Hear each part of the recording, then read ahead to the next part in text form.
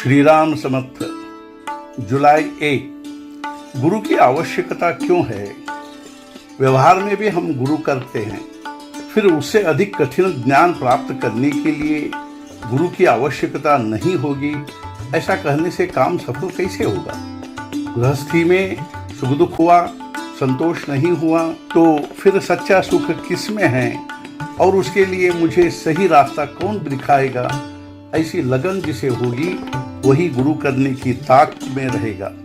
गृहस्थी हमें कटु लगेगी, तभी शिष्य बनने का सवाल पैदा होगा। जिसके मन में सीखने की इच्छा होगी वह शिष्य, और जो सिखाता है वह गुरु। जिसे ऐसा लगता है कि मुझे कुछ समझता नहीं है वह गुरु करेगा। कुछ लोग कहते हैं हम राम राम का जप करते हैं, बुरे रास्ते से नहीं जाते, फिर गुरु की क्या आवश्यकता है?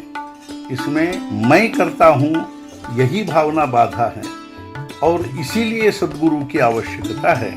सत्कर्म करने का अभिमान यदि हम में निर्माण हुआ तो इसका अर्थ यह हुआ कि हम राम को भूल गए।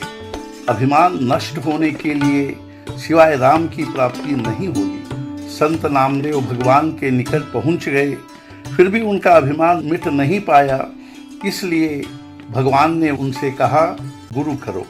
संत कृपा से बीमारी हट गई, इसलिए उसे गुरु मानना योग्य नहीं है। जो शिष्य को विषय वासना में आकृष्ट करेगा उसे गुरु कैसे कहा जाए? जो कुछ चमत्कार करके दिखाता है उसे हम बाबा कहते हैं। संतों की परीक्षा हम बाह्यांगों से करते हैं, जो गलत है। सभी प्राणियों में भगवान है ऐसा समझ पाएगा वही संत की सत्य परख कर पाएगा। संत के सहवास में आने पर अपने मन पर जो परिणाम होता है उसी से संत की परीक्षा की जाए। मेरा चित्त जहाँ निर्विषय होगा वही संत का सच्चा स्थान है।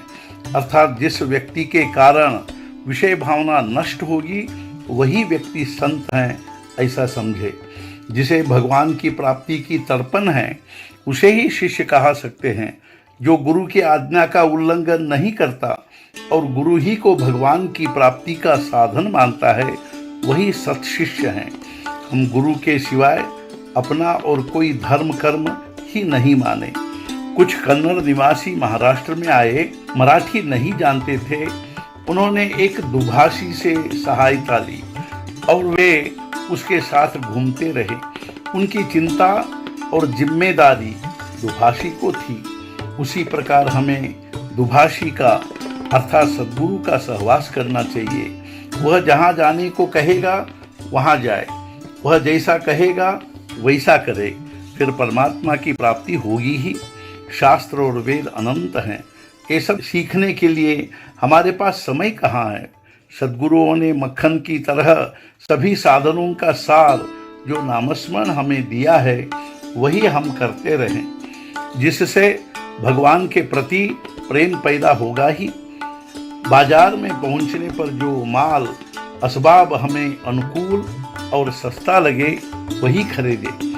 उसी प्रकार परमार्थ प्राप्ति के लिए जो अनेक साधन हैं उनमें से नामस्मरण सबसे श्रेष्ठ साधन है, वही लेते रहें और आनंद में रहे।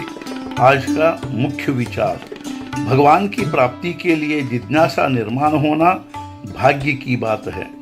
ऐसा जिज्ञासु शिष्य यदि मिल जाए तो संत को जीवन सफल होने का आनंद होता है। सद्गुरुनाथ महाराज की जय। जय जय रघुवीर समर्थ।